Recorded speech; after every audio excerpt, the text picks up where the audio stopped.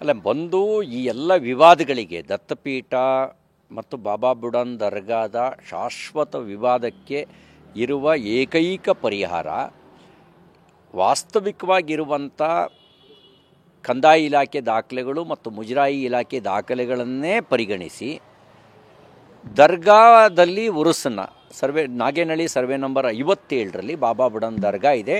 As per the government records, ಸರ್ಕಾರಿ ದಾಖಲೆಗಳ ಪ್ರಕಾರ ಆ ದಾಖಲೆಗಳ ಜನ್ನತ್ ನಗರ ಅಂತ ಕರೀತಾರೆ ಅದನ್ನು, ಅಲ್ಲಿ ಉರುಸನ್ನು ನಡೆಸೋದು ಮತ್ತು ಇನಾಮ್ ದತ್ತಾತ್ರೇಯ ಪೀಠ ಗ್ರಾಮದ ಸರ್ವೆ ನಂಬರ್ 195ರಲ್ಲಿ ದತ್ತಾತ್ರೇಯ ದೇವರು ದತ್ತಾತ್ರೇಯ ಪೀಠ ಇದೆ ಅನ್ನೋದನ್ನು ಕಂದಾಯ ದಾಖಲೆಗಳು ಮತ್ತು ಮುಜರಾಯಿ ಇಲಾಖೆ ದಾಖಲೆಗಳು ಹೇಳ್ತವೆ. ನಾನು ಹೇಳೋ ದಾಖಲೆ ಅಲ್ಲ, ಕಂದಾಯ ಇಲಾಖೆ ಮುಜರಾಯಿ ಇಲಾಖೆ ದಾಖಲೆಗಳು ಹೇಳ್ತವೆ.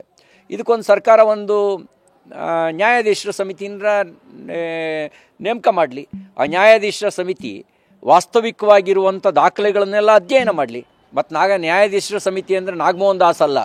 ಈ ಸರ್ಕಾರ ಎಲ್ಲದಕ್ಕೂ ಜಸ್ಟಿಸ್ ನಾಗಮೋಹನ್ ದಾಸ್. ಯಾಕೆಂದರೆ ಇವ್ರು ಹೇಳಿದ್ದಕ್ಕೆ ಸೀಲು ಸೈನ್ ಹಾಕ್ಕೊಡ್ತಾರೆ. ಅವರು ಇವ್ರು ಏನು ಹೇಳ್ತಾರೋ ಅದಕ್ಕೆ ಸೀಲು ಸೈನ್ ಹಾಕ್ಕೊಡ್ತಾರೆ. ಅದಲ್ಲ, ನಿಷ್ಪಕ್ಷಪಾತವಾಗಿ ದಾಖಲೆಗಳನ್ನು ಆಧರಿಸಿಯೇ ನಿರ್ಣಯ ತೆಗೆದುಕೊಳ್ಳುವಂಥ, ನ್ಯಾಯದ ದೃಷ್ಟಿಯಲ್ಲೇ ತೀರ್ಮಾನ ಕೊಡ್ತಕ್ಕಂಥ, ಪೂರ್ವಾಗ್ರಹದಿಂದ ಅಲ್ಲ, ನ್ಯಾಯದ ದೃಷ್ಟಿಯಿಂದಲೇ ತೀರ್ಮಾನ ಕೊಡ್ತಕ್ಕಂಥ ಒಬ್ಬ ಹಾಲಿ ನ್ಯಾಯಾಧೀಶರ ನೇಮಕಾತಿಯನ್ನು ಮಾಡಲಿ. ಹಾಲಿ ನ್ಯಾಯಾಧೀಶರು ಎಲ್ಲ ದಾಖಲೆಗಳನ್ನು ಪರಿಶೀಲನೆ ಮಾಡಲಿ. ನಮ್ಮ ಪ್ರಕಾರ ಬಾಬಾ ಬುಡನ್ ದರ್ಗಾ ನಾಗೇನಹಳ್ಳಿ ಸರ್ವೆ ನಂಬರ್ 57ರಲ್ಲಿದೆ. ಇನಾಮ್ ದತ್ತಾತ್ರೇಯ ಪೀಠ ಗ್ರಾಮದ ಸರ್ವೆ ನಂಬರ್ 195ರಲ್ಲಿದೆ. ಹಾಗಾಗಿ ಇದನ್ನು ಹಿಂದೂಗಳಿಗೆ ಸಾಬ್ರಿಗೆ ಕೊಟ್ಬಿಟ್ರೆ ಜಗಳದ ಪ್ರಶ್ನೆನೇ ಇರಲ್ಲ. ವರ್ಷಕ್ಕೆ 5-6 ಸಾವಿರ ಪೊಲೀಸರನ್ನು ನಿಯೋಜಿಸೋದು, ಕೋಟ್ಯಾಂತರ ರೂಪಾಯಿ ಹಣ ಖರ್ಚು ಮಾಡೋದು, ಒಂದು ಒತ್ತಡದಲ್ಲಿ ದತ್ತ ಜಯಂತಿ ಒತ್ತಡದಲ್ಲಿ ಉರುಸು ಮಾಡುವಂಥ ಒಂದು ವಾತಾವರಣನೇ ಇರೋದಿಲ್ಲ. ಯಾವುದೂ ಇರೋದಿಲ್ಲ.